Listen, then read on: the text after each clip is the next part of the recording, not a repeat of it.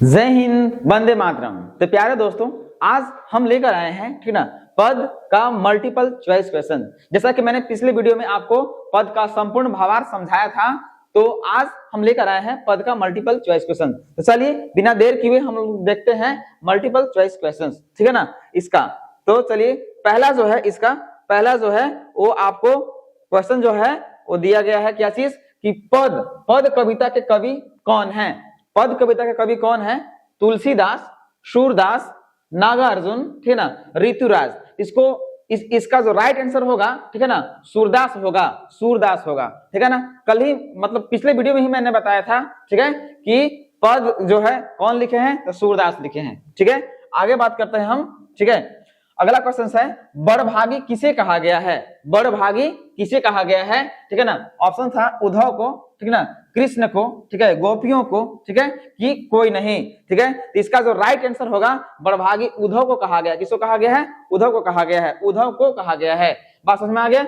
Next question पे चलते हैं, ठीक है। कहता है कि गोपियां कौन सी वस्तु वापस लेना चाहती हैं? गोपियां कौन सा वस्तु वापस लेना चाहती है? माखन, ठीक है, दही, ठीक है, धन की मन। तो गोपियां जो है अपने मन को वापस लेना चाहती है। तो इसका राइट आंसर हो जाएगा मन। क्या हो जाएगा? मन हो जाएगा, ठीक है। आगे देखते हैं हम लोग, ठीक है। नेक्स्ट क्वेश्चन, गोपियां श्री कृष्ण को किसके समान मानती है? गोपियां जो है श्री कृष्ण को किसके समान मानती है? कमल के पत्ता, ठीक ना, तेल की गगरी, ठीक है, हारिल की लकड़ी और राजगुरु। तो गोपियां जो है श्री कृष्ण को क्या बोलते हैं? हारिल की लकड़ी के समान मानती है। गोपियां खुद को हारिल पक्षी कहती हैं और श्री कृष्ण को लकड़ी के समान मानती हैं, ठीक है। तो ये इसका राइट आंसर हो जाएगा, ठीक। नेक्स्ट हम हैं, ठीक ना, नेक्स्ट देखते हैं, गोपियां, ठीक ना, राजधर्म की बात किससे कहती हैं? गोपियां राजधर्म की बात किससे कहती हैं? कृष्ण से, उद्धव से, हरि से, ठीक है ना, कि स्वयं से। तो इसका जो राइट आंसर होगा वो क्या होगा? उद्धव से। किससे करती हैं? उद्धव से करती हैं, ठीक है ना। चलिए नेक्स्ट हम बात करते हैं, ठीक है। गोपियों ने उद्धव की तुलना किससे की है? कमल के पत्तों से, ठीक है, तेल की गगरी से, ठीक है, कि गुड़ से, कि ए और बी दोनों से। इसका राइट आंसर होगा कि कमल के पत्ता और तेल की गगरी दोनों से किए हैं। तो इसका राइट आंसर ए और बी दोनों, ठीक है। नेक्स्ट बात करते हैं, श्री कृष्ण ने किस मर्यादा का पालन नहीं किया है? श्री कृष्ण ने किस मर्यादा का पालन नहीं किया है? प्रेम की मर्यादा, लोकलाज की मर्यादा, सामाजिक मर्यादा, की सभी। इसका जो राइट आंसर होगा, ठीक है ना, तो राइट आंसर होगा प्रेम की मर्यादा का पालन नहीं करना, ठीक है ना। तो ये जो होगा राइट आंसर यही हो गया, ठीक है। नेक्स्ट हम बात करते हैं, कहता है कि गोपियों ने अपने मन को कैसा बताया है? गोपियों ने अपने मन को कैसा बताया है? चंचल, ठीक है, अस्थिर, स्थिर, ठीक है ना, कि सभी। तो गोपियों ने अपने मन को जो है ना वो क्या बताया है? ठीक है ना, स्थिर बताया। क्या बताया है? स्थिर। उन्होंने कहा था, पूरे भावार्थ में मैंने बताया था कि गोपियां का मन एक जगह स्थिर है, इसलिए उनको योग की आवश्यकता नहीं है। बात समझ में आ गया। इसका राइट आंसर हो जाएगा स्थिर, ठीक है। नेक्स्ट हम बात करते हैं, ठीक है, उद्धव कौन सा संदेश लेकर आए थे? उद्धव कौन सा संदेश लेकर आए थे? प्रेम का संदेश, ठीक है ना, अनुराग संदेश, ठीक है, योग संदेश, कि कोई नहीं। तो जो उद्धव जो थे वो गोपियों के पास, ठीक है, योग का संदेश लेकर आए थे। किसका संदेश? योग का संदेश, ठीक है। नेक्स्ट हम बात करते हैं, ठीक है, उद्धव ने किस नदी में पांव नहीं डुबोया? अगला है क्वेश्चन, उद्धव ने किस नदी में पांव नहीं डुबोया?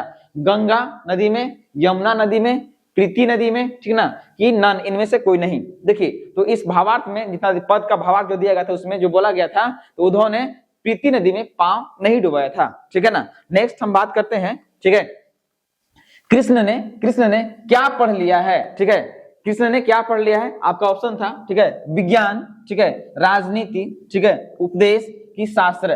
तो इस पद में जो बताया गया है कि श्री कृष्ण क्या पढ़ लिए हैं? तो राजनीति पढ़ लिए हैं, जिसका से उनकी बुद्धि बढ़ गई थी और बुद्धि बढ़ गई थी। समझ में आ गया। इसमें होगा राइट आंसर राजनीति। नेक्स्ट जो है आगे हम लोग देखते हैं, गोपियों को श्री कृष्ण का व्यवहार कैसा लगता है? गोपियों को श्री कृष्ण का व्यवहार कैसा लगता है? उदार, ठीक है, छलपूर्ण, ठीक है, निष्ठुर, कि नन, इनमें से कोई नहीं। तो गोपियों को श्री कृष्ण का व्यवहार जो है वो कैसा लगा? छलपूर्ण। कैसा लगा? छलपूर्ण, क्योंकि वे वृंदावन से मथुरा चले गए थे और वहां से ये योग संदेश जो भेजे थे, तो इसलिए गोपियां जो है वो कहती हैं कि उनका व्यवहार छलपूर्ण है, ठीक है। नेक्स्ट हम बात करते हैं, ठीक है, कृष्ण कृष्ण जो है गोपियों को छोड़कर कहाँ चले गए थे, ठीक है ना, कृष्ण जो है वो गोपियों को छोड़कर कहाँ चले गए थे, ब्रज, ठीक है, कि द्वारका, ठीक है, कि मथुरा, कि वृंदावन। इसका जो राइट आंसर होगा वो कहाँ चले गए थे, मथुरा चले गए थे। कहाँ चले गए थे, मथुरा चले गए थे, ठीक है। नेक्स्ट हम बात करते हैं, ठीक है, कहता कि गोपियों का अनन्य प्रेम किसके प्रति है, गोपियों का अनन्य प्रेम किसके प्रति है, राम के प्रति, कृष्ण के प्रति, बलराम के प्रति, कि गोप के प्रति।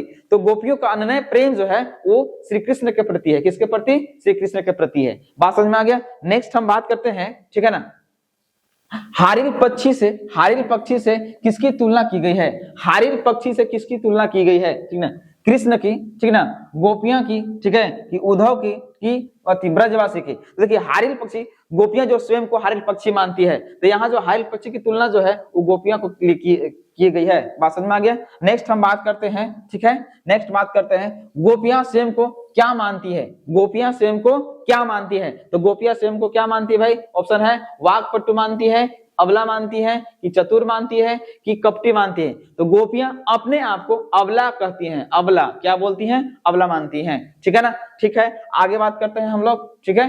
तो आगे योग शिक्षा को गोपियां कैसा बताती हैं, योग शिक्षा जो उद्धव योग शिक्षा लेकर आए थे उनको गोपियां कैसा बताती है। ऑप्शन आपका था हारिल की लकड़ी, ठीक ना, ठीक है, कि गुड़, ठीक है, कि राजधर्म योग, की कड़वी ककड़ी। तो देखिए योग की शिक्षा जो है ना, योग की शिक्षा गोपियों के लिए कैसा था, कड़वी ककड़ी के समान था। कैसा, कड़वी ककड़ी के समान था, ठीक है। नेक्स्ट हम बात करते हैं सूरदास का जन्म कब हुआ था। ऑप्शन है 1448, ठीक है, इसके बाद 1458, 1468 की 1478। तो इसका जो राइट आंसर है 1478, क्या होगा 1478। नेक्स्ट हम बात करते हैं, ठीक ना, सूरदास की भाषा क्या है, सूरदास की भाषा क्या है, अवधी, ठीक है, कि भोजपुरी, की खड़ी बोली, की ब्रज भाषा, ठीक है। तो ये जो है आपका क्या हो जाएगा, इसका ब्रज भाषा, क्या हो जाएगा, ब्रज भाषा। सूरदास की जो भाषा जो है ना वो कैसा है, ब्रज भाषा है, ठीक है। नेक्स्ट हम बात करते हैं, ठीक है, सूरसागर किसकी रचना है, सूरसागर किसकी रचना है।